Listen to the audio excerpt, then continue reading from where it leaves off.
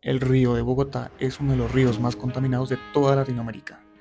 Y en este video vamos a ver cómo pasa de ser un agua completamente transparente a ser un agua verde, contaminada, un río prácticamente muerto. El río, el río, el río Bogotá tiene 340 kilómetros de largo y termina en el río Magdalena. ¿Ya?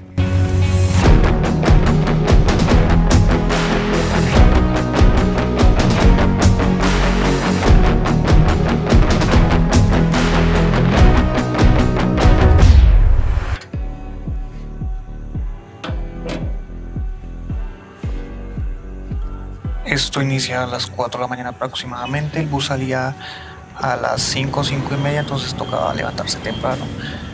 Acá el trayecto fueron aproximadamente unas 2 horas. Nos regalaron un arbolito. El arbolito sirve para plantarlo después de llegar más o menos donde está el río. Pero, ¿qué es un páramo? Es muy básico y realmente uno no tiene que ser botánico para entender cómo funciona el páramo. El páramo es como el filtro del agua que usted tiene en la cocina. Ustedes han visto que tiene como lentejitas, arenita, eso, literalmente es ese filtro, pero a gran escala, a nivel gigantesco. Entonces, ¿qué pasa?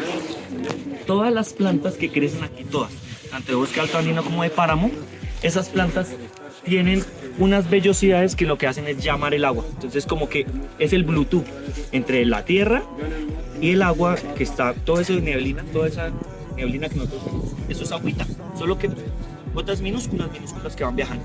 ¿Qué pasa? Los páramos tienen la capacidad de llamar las nubes. Entonces, ¿de dónde vienen esas nubes? ¿De dónde creen que vienen todas las nubes? ¿Por qué llaman el pulmón del mundo al Amazonas? Primero por la biodiversidad que hay, pero segundo es porque de ahí nace la mayor parte de las nubes que hay.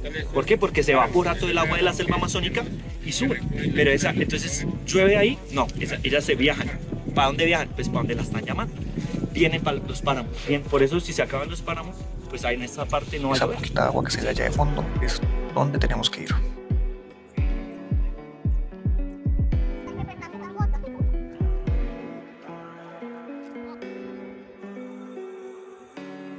Lo que vemos aquí es una flor, bueno, es una planta que es curiosa porque entre más edad tenga, más hojas muertas va a tener por debajo.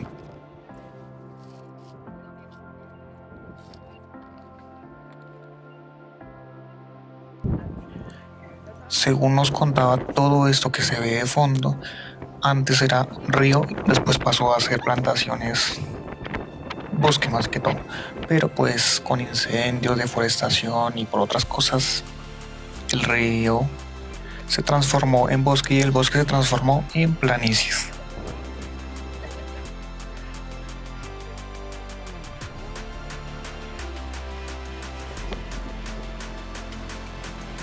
Pero si por ejemplo hay otra planta, por ejemplo un encenillo, que este es un encenillo que yo llevo en las manos, entonces él no tiene la capacidad de retener el agua, entonces él solo la absorbe y deja que caiga la gota en el suelo.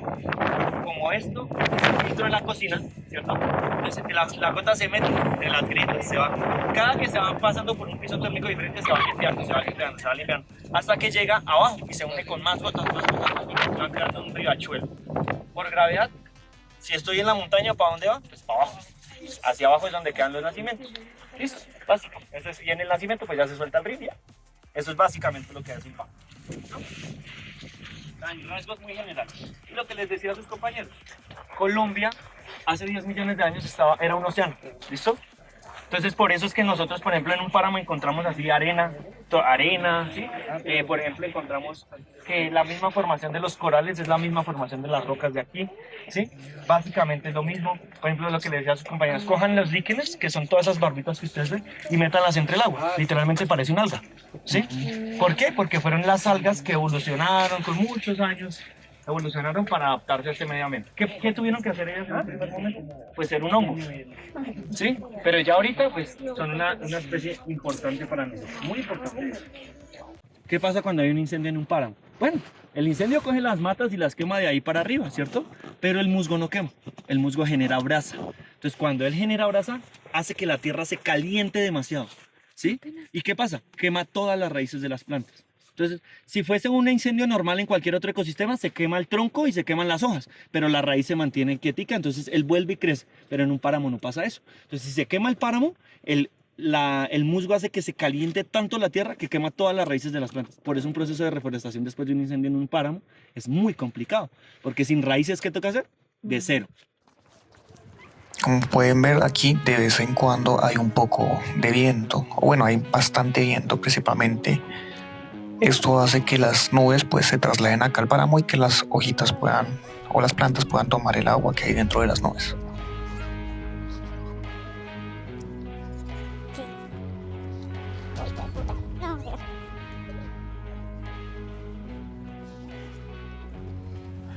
Ahora el recorrido duró aproximadamente, que le pondría que 1 hora y media de caminata.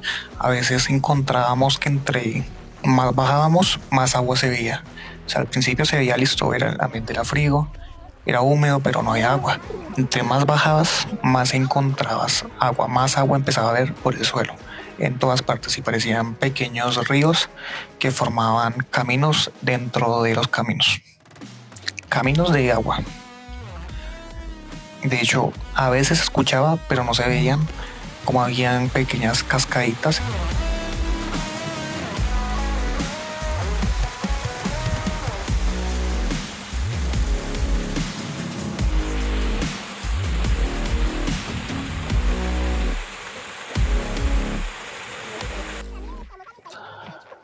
Como pueden ver, acá ya estamos muy abajo. De hecho, acá es donde teníamos que plantar los árboles. Él nos dice que aproximadamente solo el 4 o 6% de los árboles van a sobrevivir. De igual manera, no es motivo para arrepentirse de plantar un árbol. O sea, si de solo el 3% de los árboles que plantas van a sobrevivir, pues si lo plantan muchas personas, pues van a sobrevivir muchos más árboles que los que habría si nadie plantara. El camino era un poquito bosquejoso, la verdad, había muchos árboles que te pegaban en las piernas y todo eso. Afortunadamente pues uno iba con pantalones largos, pero pues yo llevé zapatos de tela, no sé por qué, decisión pésima. Ahora sí se preguntan de pronto por qué hay camino antes y ahorita no hay camino. Es sencillamente porque antes de ahí extraían, como les dije, madera, y las personas que extraían madera pues empezaron a hacer caminos para hacer más fácil su transporte. Esos caminos quedaron ahí, pero pues ya no los utilizan nadie, sino simplemente fundaciones como esta que ayudan a cuidar. Acá hay planticas ya más grandes, esos son los frailejones. Acá es como una familia de frailejones, hay un montón de frailejones rodeando pues el inicio de el río Bogotá. Esa parte de allá que muestra el inicio se supone que es el río, el inicio del río Bogotá, pero justamente ese mar que está allá al fondo, esa lagunita que está al fondo, parece el mapa de Colombia desde arriba. Desde acá abajo no se logra ver, pero o sea, pueden ver el agua como es de cristalina. Es impresionante lo cristalina que se ve el fondo del agua. Hay algunos pececitos, muy poquitos. No se permitía bajar, o sea, desde hace como 4 o 5 años quitaron la posibilidad de bajar a acercarse al humedal, principalmente por cuidado de estos, ya que según tenemos entendido, como ha dejado de llover, pues el agua está en sus niveles más bajos que se podría decir. Por eso todo el razonamiento de Bogotá que hubo en su tiempo y todo eso es porque los humedales pues están quedándose sin agua. Los humedales no, perdón, los páramos, disculpen. Como los páramos estaban quedando sin agua, pues se volvió, digamos, más riguroso el poder bajar allá, pero igualmente se puede ver desde acá arriba que el agua es prácticamente transparente. Se ve todo lo del fondo, se alcanzan a ver las piedritas. De hecho, acá me dejaron acercar un poquito más.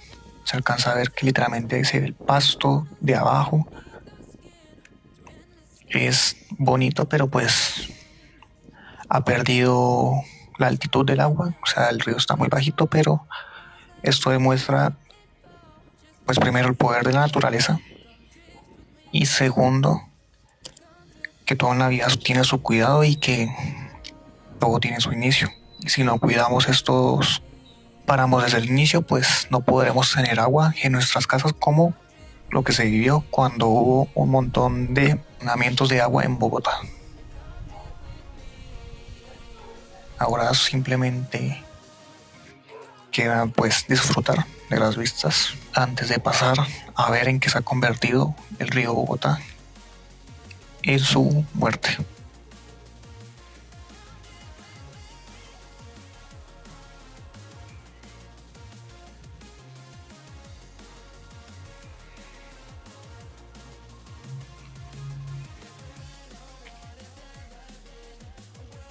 Aquí ya es la otra cara del río. Como podemos ver, esto es más o menos saliendo de Soacha. Es el río Bogotá. Como pueden ver, el río es completamente café, se podría decir.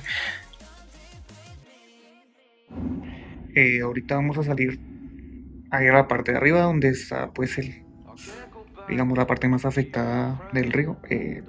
No les voy a negar que me da un poco de miedo porque allá es una parte muy sola, pero pues está de día, no creo que pase nada. Además voy normal, voy con la capucha. El problema es que si me ven con un celular grabando, pues pueden decir que siempre uno, quién sabe por qué está ahí. Vamos a intentar y cualquier cosa pues nos vemos.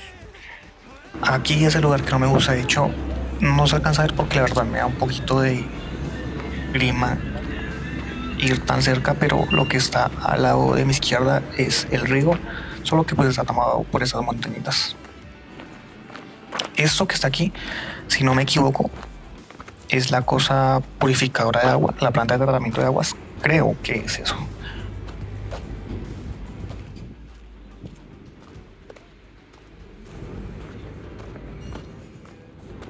Ok, esta es la de Soacha, pero la de Villavicencio.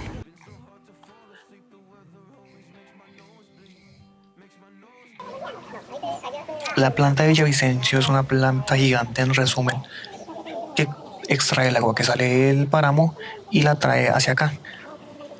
¿Planta de tratamiento de qué? Pues principalmente para quitar las impurezas como es la tierra, las piedras y todo lo que pueda traer el agua de la montaña.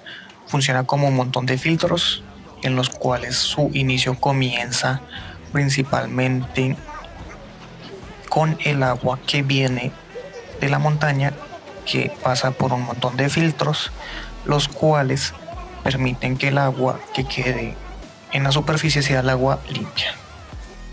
Pero ¿cómo funciona esto? Principalmente vierten unos químicos. Estos químicos hacen que la tierra que está en el agua se vuelva más pesada, por lo tanto el agua se termina asentando y el residuo queda en la parte de abajo del agua. Por eso es que, como pueden ver, hay un montón de tuberías, lo cual ayuda a que el agua que esté en su superficie pase a otro filtro para seguir purificando el agua.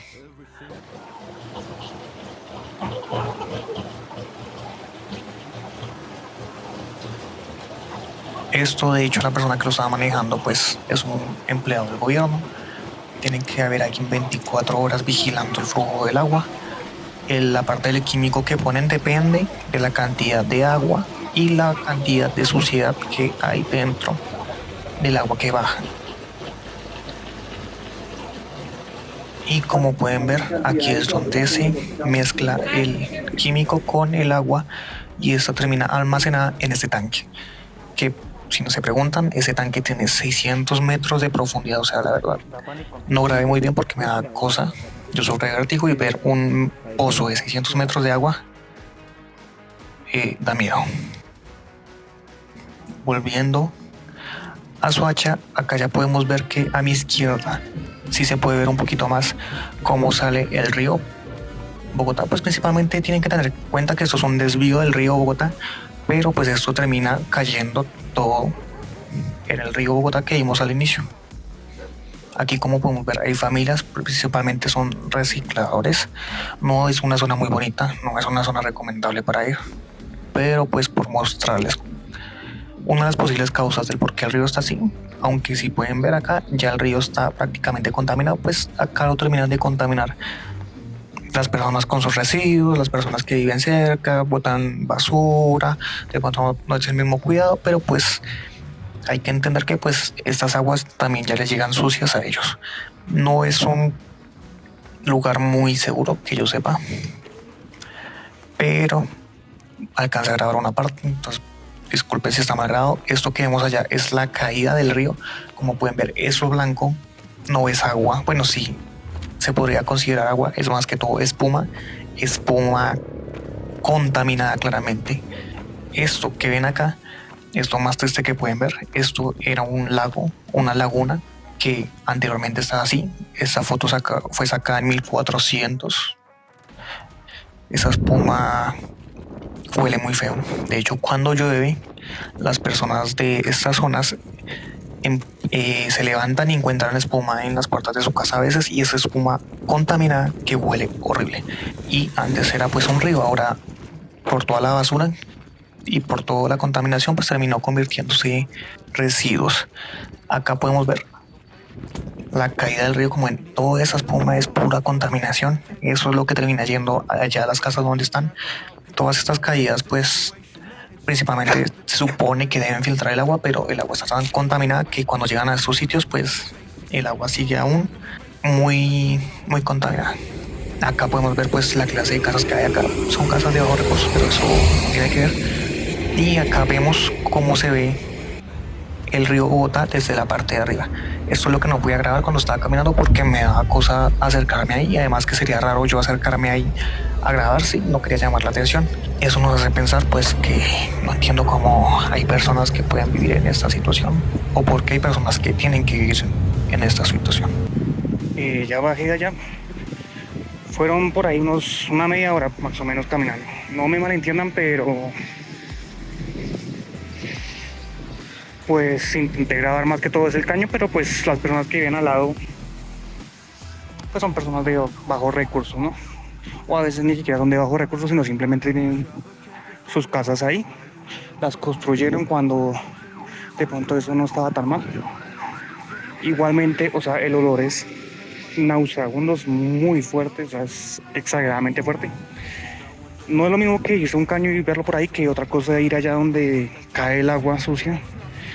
No sé si alcanzaron a ver al principio cuando entré.